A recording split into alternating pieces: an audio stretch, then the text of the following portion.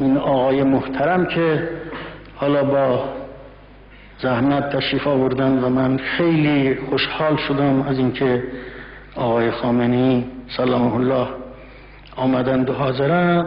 ایشون آخه چه کرده بود؟ خب بگید آخه یه کار خلافی چه کرده بود ایشون که میخواستید ایشون را بکشید و موفق نشدید؟ الحمدلله.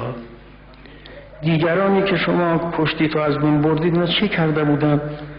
جز یه هو جمجالی شما میکردید که چه و انصار طلب و اصلا این طورا نبود و ما ریشه هاش را میدانیم. لکن از خدای تبارک و تعالی میخوایم که همه را خدا هدایت کند و همه برگردند به دامن اسلام و همه خدمتگزار باشند.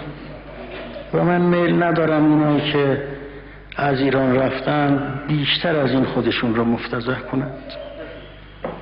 اونها هم نرن با اون انگل هایی که رفتند و فرار کردند